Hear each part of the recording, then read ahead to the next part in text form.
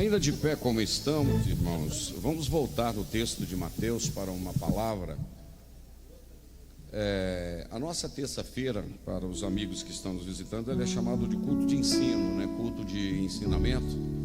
Então nós temos um tempo maior para a ministração da palavra do Senhor. Mas os irmãos fiquem tranquilos que a gente não vai até 10, não. A gente termina às 9 horas no máximo, né? Glória a Deus. Mateus capítulo de número 4, onde nós lemos, eu quero ler com vocês o versículo de número 16 até o 19 somente, ou bom, dos 16 ao 20. E o povo que estava assentado em trevas viu uma grande luz, e os que estavam assentados na região da sombra da morte, a luz raiou. Desde então começou Jesus a pregar e a dizer: arrependei-vos, porque é chegado o reino dos céus. E Jesus, andando junto ao mar da Galileia, viu dois irmãos, Simão, chamado Pedro, e André, os quais lançavam as redes ao mar, porque eram pescadores. E disse-lhes: vinde após mim, e eu vos farei pescadores de homens. Então eles, deixando logo as redes, seguiram-no. Mantenha a sua Bíblia aberta e você pode se assentar. Queremos dar boas-vindas também aos irmãos da Igreja Batista do Calvário, ao Glauciano, a Nalva, e parece que temos outras pessoas também da Batista do Calvário. Sejam bem-vindos à nossa igreja esta noite, para adorar o Senhor conosco. Meus queridos, esse texto que nós temos acabado de ler, eu quero localizar vocês aqui primeiramente no texto. A Bíblia diz que nós conhecemos a história, é claro, de Jesus. Só um timezinho aqui. As crianças vão sair com a tia Raquel para o ensaio da cantata do Natal. As crianças estão autorizadas a sair com os responsáveis para uma sala especial ali para eles. Ok? Vamos lá? Vamos voltar aqui. Nós temos conhecimento bíblico, todos que estamos aqui somos cristãos, mesmo você que não frequenta aqui, mas conhece a palavra de Deus. Em algum momento você ouviu que Jesus nasceu em Belém da Judéia, né? Ele fugiu com seu pai adotivo, José, e a sua mãe carnal para o Egito. Do Egito ele retornou novamente para a região da Galiléia e foi morar na cidade de Nazaré, para que se cumprisse o que a Bíblia havia dito, que ele seria chamado Nazareno. Então ele passou até os 12 anos. Nós temos conhecimento da vida de Jesus. Até os 12 anos nós sabemos que a última menção aos 12 anos, ele estava no templo, até daquela vez que ele ficou lá para trás. Teve uma vez que ele ficou perdido lá no meio dos doutores, né? Aconteceu isso comigo a semana passada, terça-feira passada eu estava no Paraguai com 2 carros. Um achou que eu estava no outro carro e foi embora, e o outro achou que eu estava no carro da frente e foi embora, né? Eu esqueci de contar isso para vocês. Depois de muito tempo eles lembraram e voltaram para me buscar, não é? Mas tudo bem, me buscaram, né? Acharam que eu estava com Jesus e estava com Maria e tal e etc. Mas vamos lá, só para descontrair um pouquinho. Aconteceu comigo há 8 dias atrás. Então é o seguinte: e aí Jesus, dos 12 aos 30 anos, é um incógnito. Somente no céu nós vamos saber o período onde Jesus estava, né? Alguém diz que ele foi para não sei onde, foi para não sei onde, mas tudo isso é especulação. E onde a Bíblia fica em silêncio, quem sou eu para colocar a voz? Ou quem é você para colocar a voz, não é? Então tudo bem. Quando chega aos 30 anos de idade, a Bíblia diz então que Jesus, em Mateus capítulo 4, esse texto que nós estamos lendo, versículo de número 13, diz que Jesus deixou a cidade de Nazaré e foi morar na cidade de Cafarnaum, na região dos confins de Zebulon e Naftali. Era a oeste do mar da Galileia, certo?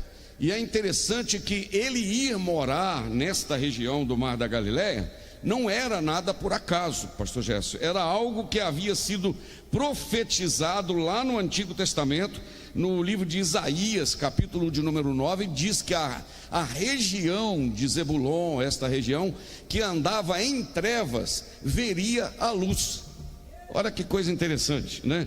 Porque nada na Bíblia é por acaso. A Bíblia, ela é um livro que se encaixa, né? É um livro que vai se encaixando. Então, no capítulo de número 4, versículo de número 14, diz que para que se cumprisse o que havia sido dito pelo profeta Isaías. O que o profeta Isaías havia dito? No capítulo 9, versículo 1 e 2, ele havia dito o seguinte, Isaías 9, 1 e 2, vamos ler lá, Aloí, porque aí confirmo o que eu estou falando.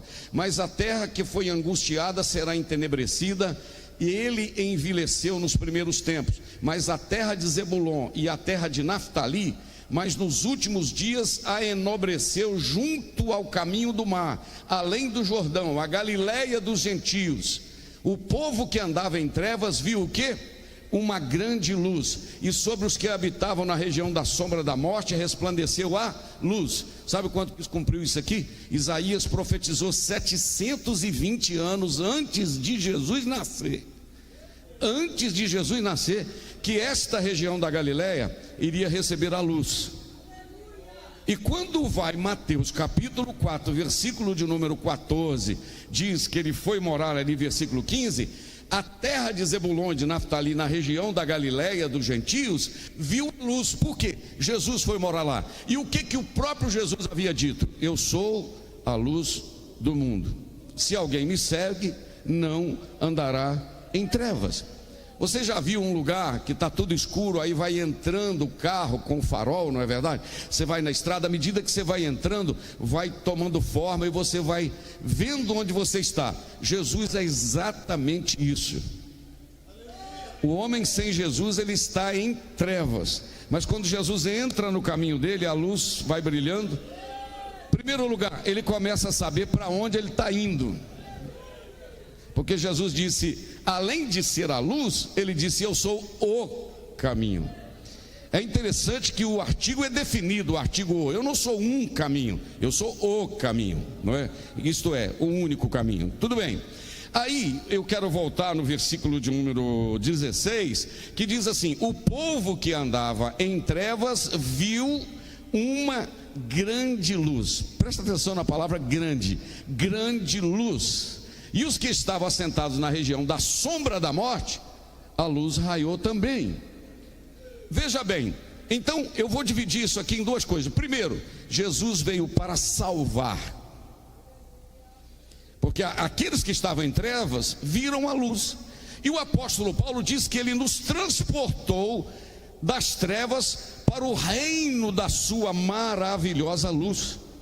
Isto é, o homem sem Jesus, ele está em trevas. Mas quando ele conhece Jesus, ele é transportado do reino das trevas para a sua maravilhosa luz. Você vai notar que a minha mensagem todinha esta noite não vai girar em torno da Assembleia de Deus, porque a Assembleia de Deus é uma denominação, como temos outras aqui. Vai girar todinha a respeito de Jesus, porque a Bíblia, o centro dela é Jesus, porque Ele é esse único caminho que pode levar o homem ao céu. Então é o seguinte, nesse primeiro texto de Mateus capítulo 14, versículo 17, o versículo de número 16, mostra que ele veio para salvar, buscar e salvar o que se havia perdido. Quem estava em trevas viu uma luz. Então o alvo estabelecido pelo Pai para Jesus é vir, nascer, viver, morrer, ressuscitar e voltar para que eu e você estivéssemos aqui esta noite, porque através da morte dele nós fomos perdoados. Quem entendeu até agora, diga amém.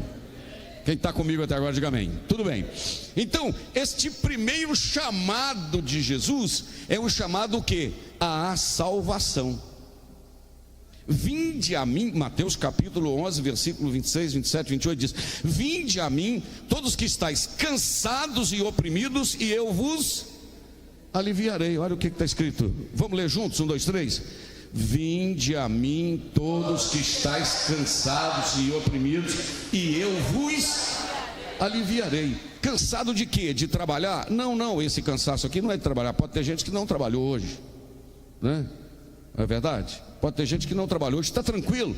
Mas esse cansaço aqui, que Jesus falou, vinde a mim todos que estáis cansados e oprimidos, é o cansaço da alma.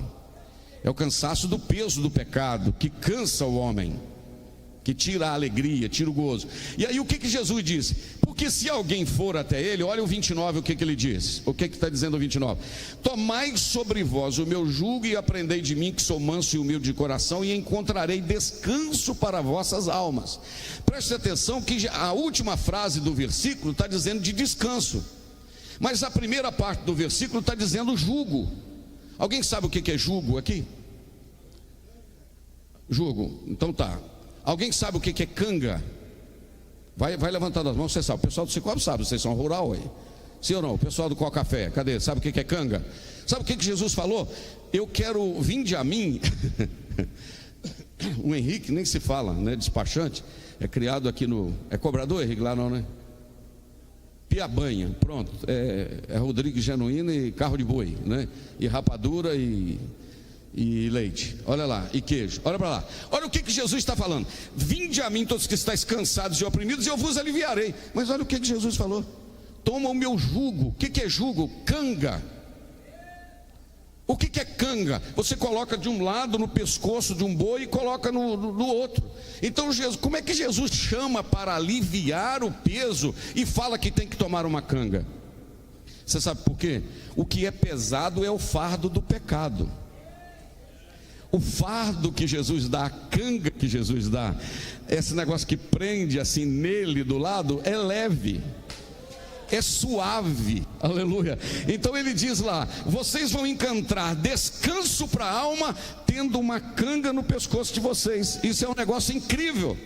Como é que Jesus chama para descansar e fala de uma canga? Você sabe por quê? Aleluia. Primeiro porque ele tira o peso do pecado. E segundo que a canga está do lado. Se você fracassar, ele ajuda a carregar. Se você parar, ele te puxa. Aleluia. Se você correr, ele te segura, porque aqui não precisa correr. Então é o seguinte, mas não é só isso. Tem a ver com aqui dentro, tem a ver com a experiência daqui de dentro. Então veja bem: tomai sobre vós o meu jugo, que é a canga, aprendei de mim, que sou manso e humilde de coração, e vocês vão encontrar o que? Descanso para a vossa alma. Agora olha o que diz o versículo de número 30: porque o meu jugo, isto é, a minha canga é suave, e o fardo que eu vou colocar sobre você é um fardo leve.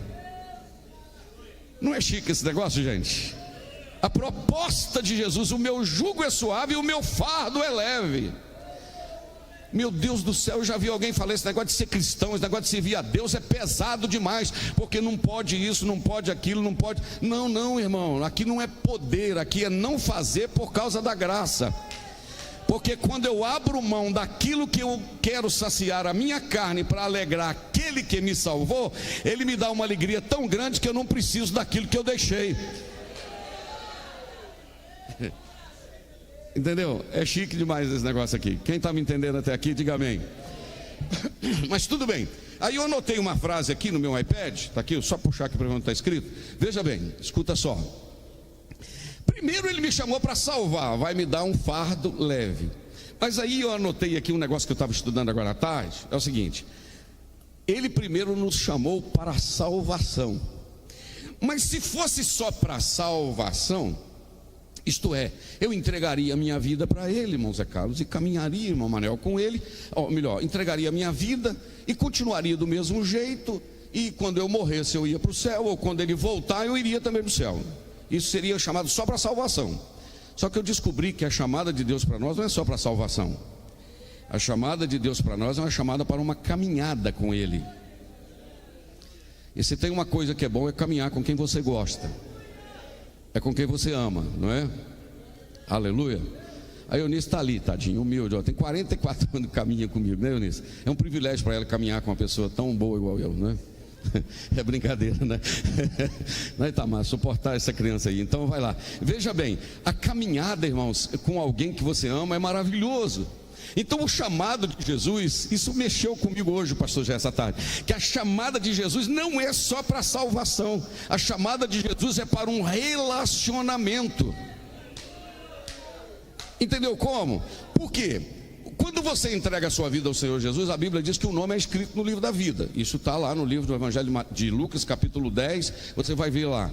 Alegrai-vos antes, porque o vosso nome está escrito no livro da vida. Está lá. Você decidiu ao lado de Jesus, o nome é escrito no livro da vida. Está na Bíblia não só uma vez, mais de uma. Lá no livro de Apocalipse, capítulo 13, versículo 8, que foi lançado no lago de fogo e enxofre aqueles cujos nomes não estavam escritos no livro da vida.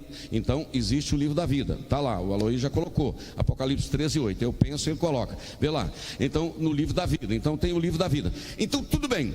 Eu tenho certeza que o nome está escrito no livro da vida a partir do momento que eu entreguei a minha vida ao Senhor. Então a minha esperança é morar lá, né? Depois da morte, porque nós cremos na vida após a morte, não é verdade? E cremos que há uma promessa que o céu é maravilhoso, entendeu? Só que a gente tem pregado e falado que o melhor do céu não é o que lá tem. O melhor do céu é a presença de Jesus. E o que faz o inferno terrível não é só o diabo e o fogo, é a ausência de Jesus. Já parou para pensar nisso? Porque um lugar que não tem Jesus e presença de Deus é terrível. Não é verdade? Então é o seguinte, o céu vai ser maravilhoso, mas a jornada até chegar no céu é esta chamada que Jesus nos fez para caminhar com Ele. E caminhar com quem você gosta é muito bom. Caminhar com quem te consola é muito bom. Caminhar com quem te sustenta é muito bom. Vou falar mais algumas coisas. Caminhar com quem te entende é muito bom. Olha o que eu falei com a Eunice agora à tarde. Eu falei: Eunice, você acha que Jesus me entende? Ela falou: entende sim. Então tá bom, ela me consolou. Veja bem, porque cada um, nós somos seres humanos, irmãos, e nós somos seres individuais. Aqui Deus não fez pessoas em série.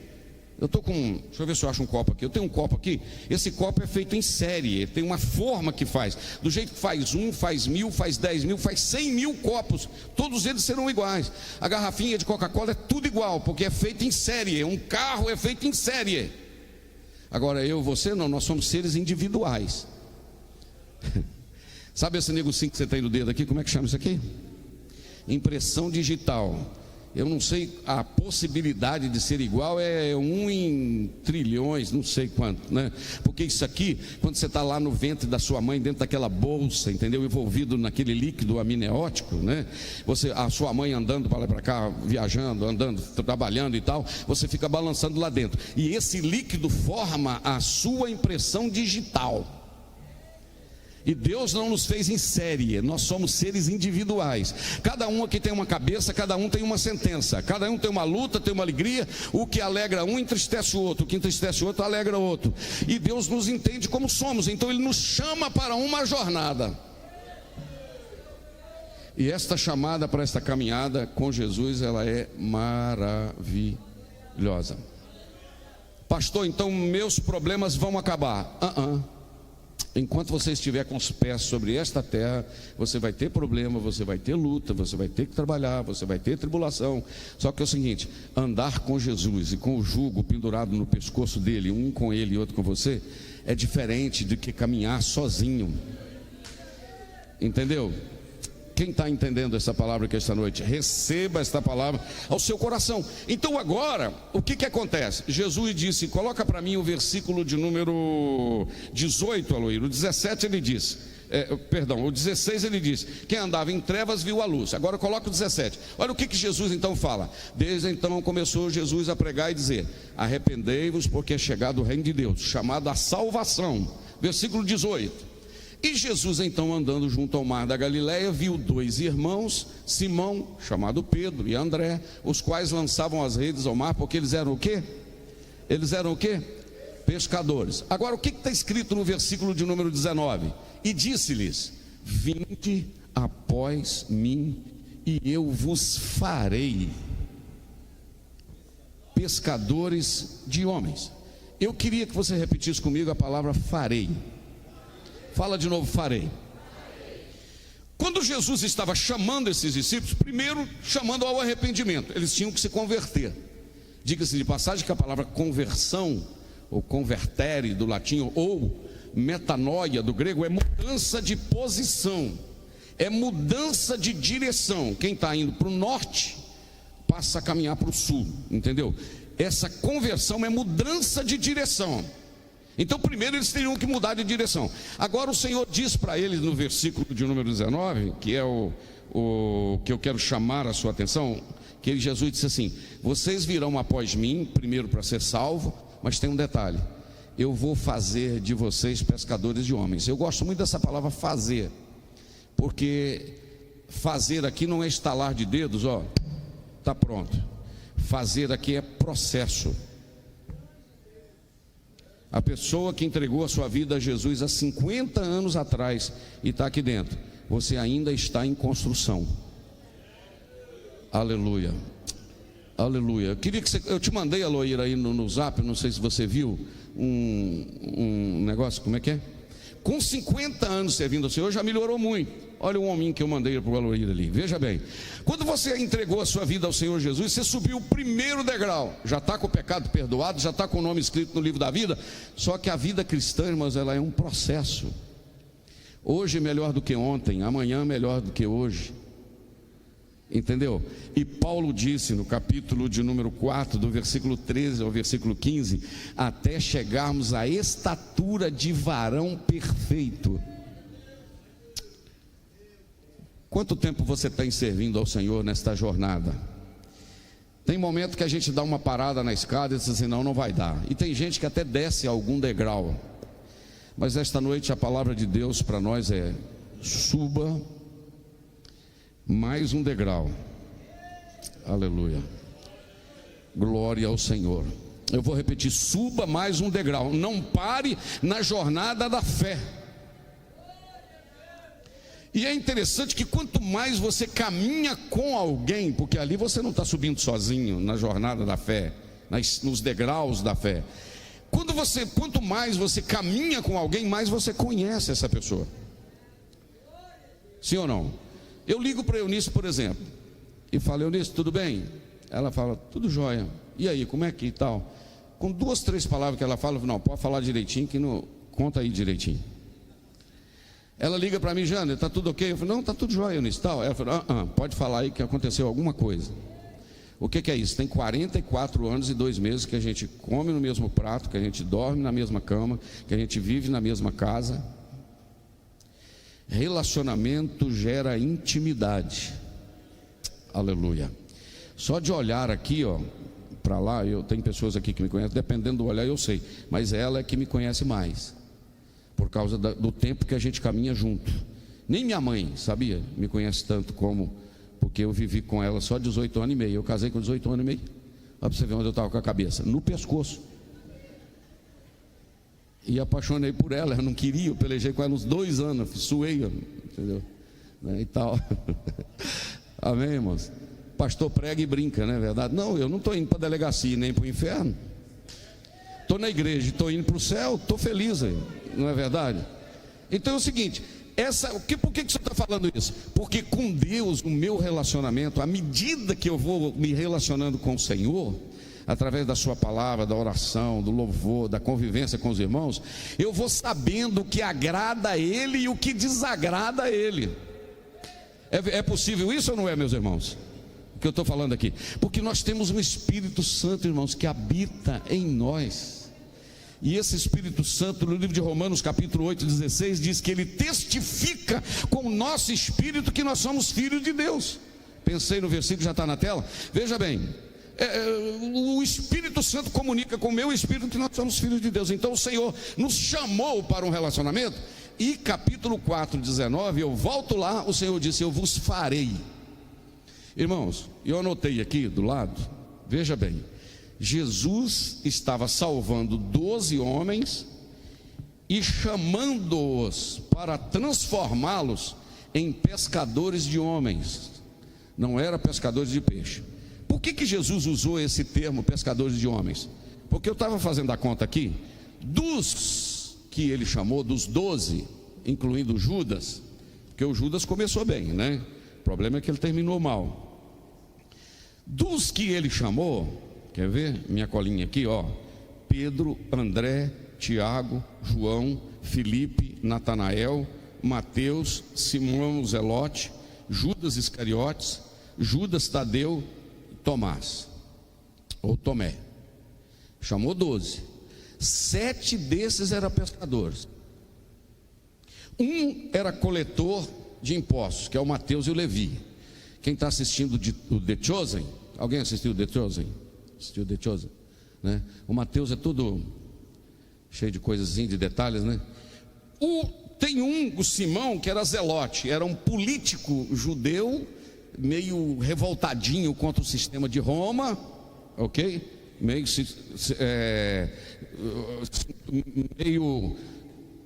Marquinhos, parece que deu um cortezinho, não, mexia um pouco com política, revoltadinho com Roma, etc e tal. Mas tem alguns que nós não sabemos qual era a profissão dele. Presta atenção, Jesus teria 3 anos para encaixar esses homens na forma dele. Vou falar com vocês, não era fácil não. Ele tinha um desafio de um tamanho que você não imagina, porque eu acabei de falar com vocês que cada ser humano é um ser diferente. Eu tenho 3 filhos.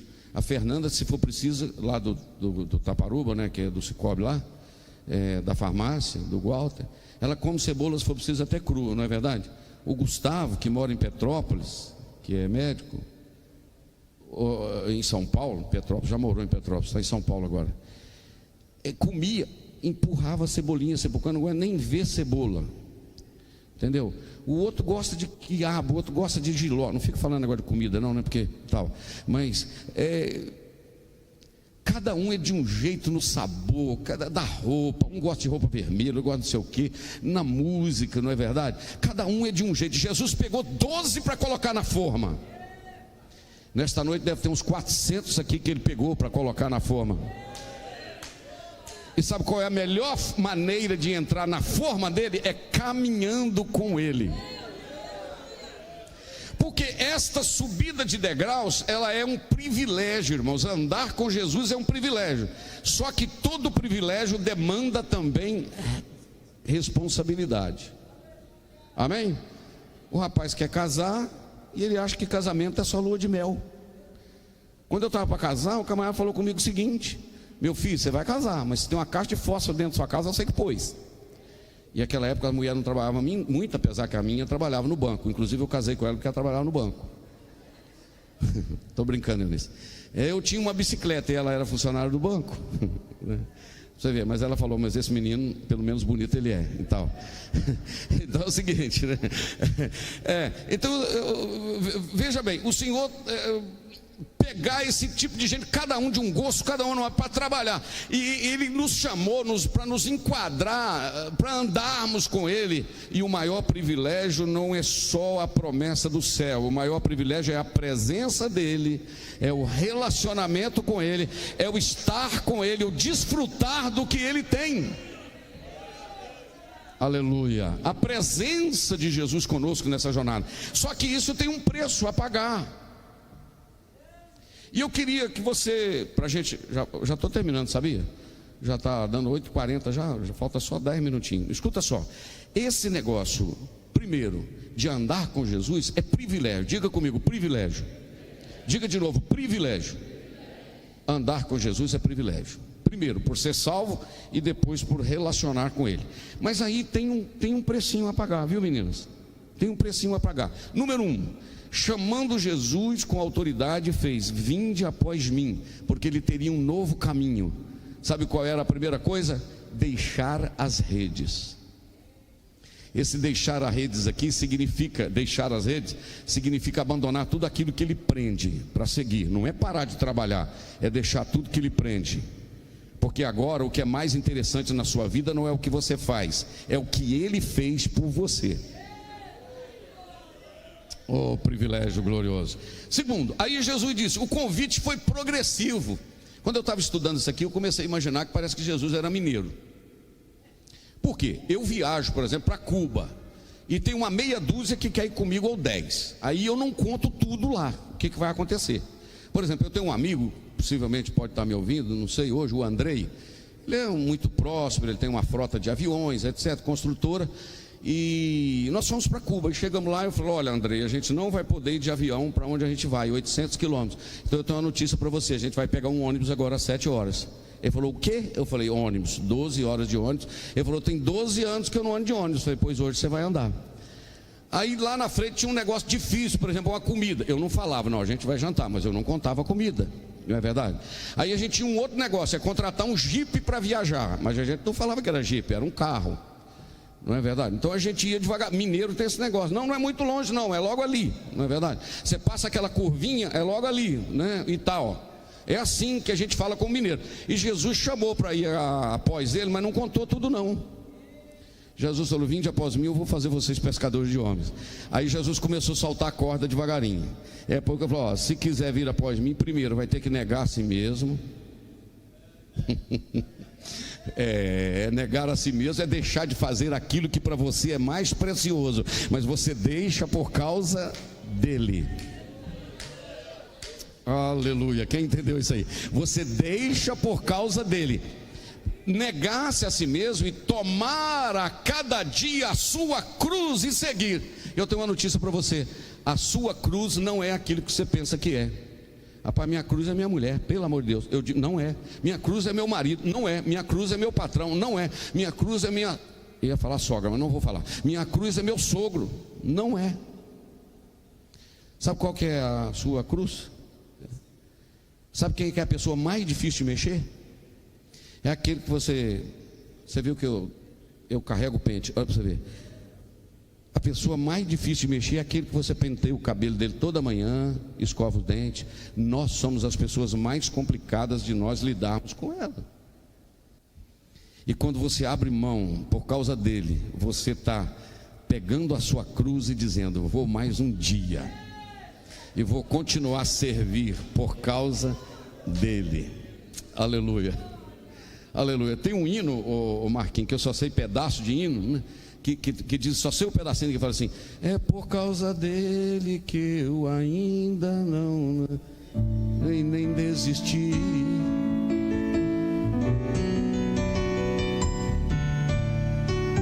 O Aloí vai achar ele lá.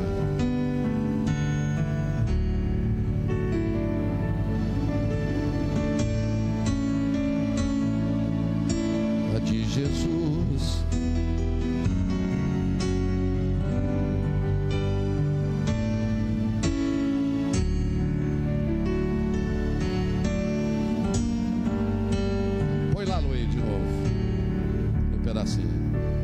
Foi por causa dele que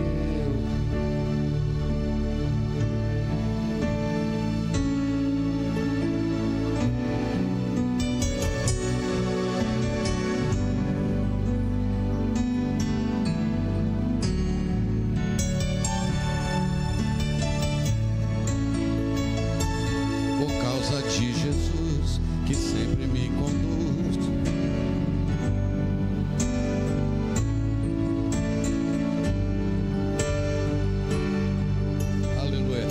Jesus, irmãos, e mais nada. O nosso alvo é Ele.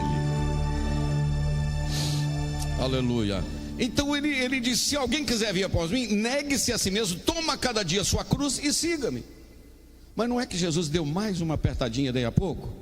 No Evangelho de Mateus, capítulo de número 5, versículo de número 13, Jesus falou: olha, vocês vão me seguir, mas tem um detalhe: vocês vão ter que ser o sal da terra, e vocês vão ter que ser a luz do mundo.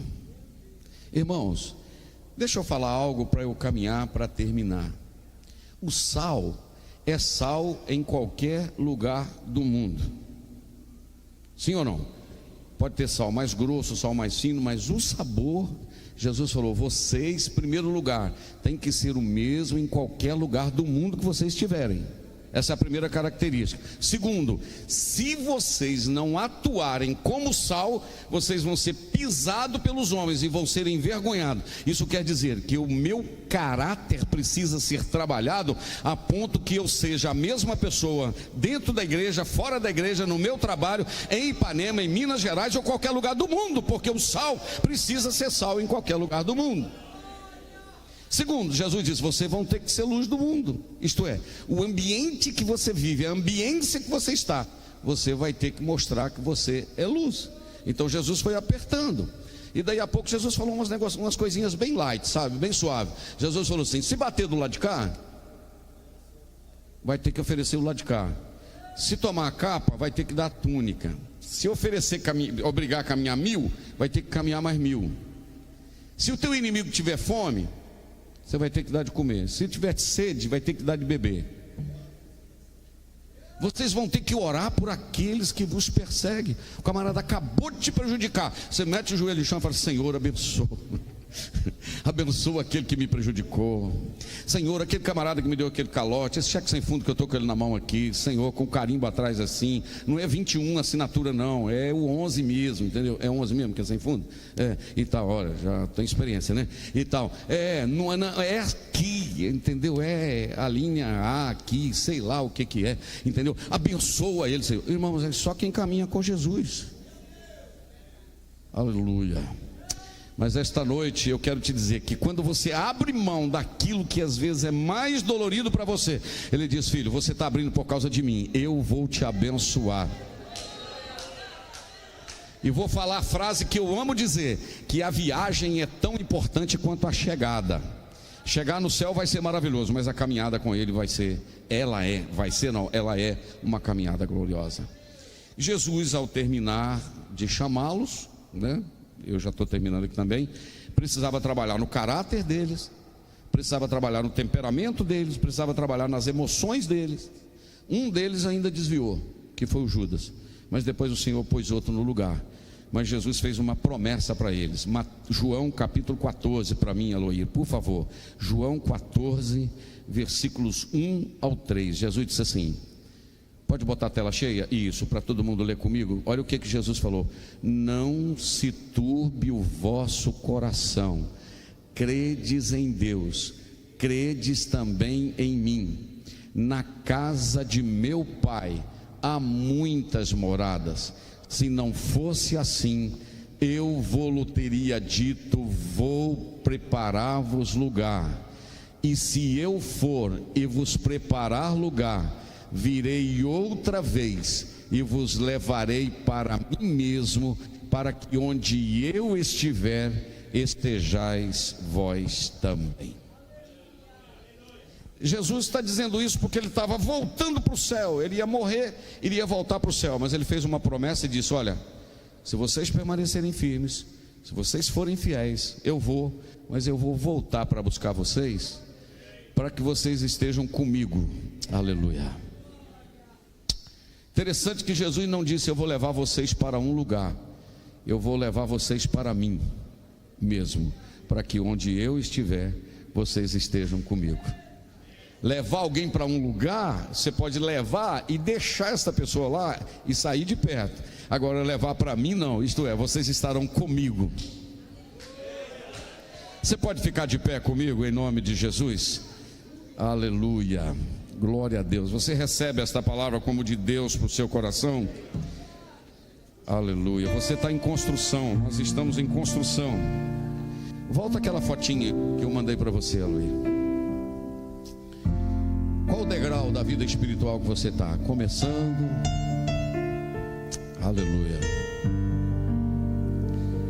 Eu queria te dizer algo esta noite. Já queria dizer, o Marquinhos me fez lembrar.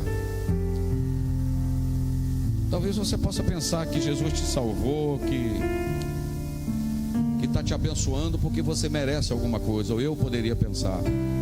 Mas eu quero te dizer que não é por mérito, não é merecimento. O louvor que a gente vai cantar agora diz: eu não sei o que ele viu em mim. Você concorda que você não tinha nada que pudesse atraí-lo? Mas é o amor dele. Deixa eu te falar uma palavra. Fecha os seus olhos para você ouvir. Ele te abraçou com laços de misericórdia. Isso se chama graça. Isso se chama favor imerecido. Você não merecia, eu não merecia, mas ele morreu no meu e no seu lugar. Aleluia. E você quer agradecer a ele por isso? Diga graças a Deus. Diga glória ao nome de Jesus. E agora olha para a tela e canta comigo. Vamos lá, noite.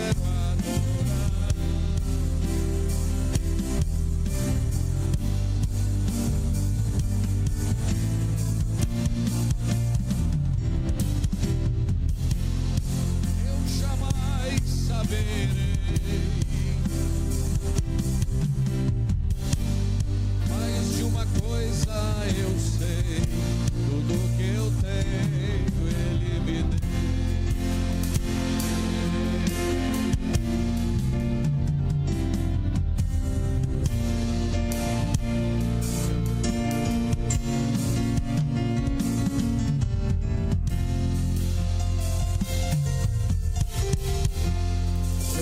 com você esta noite.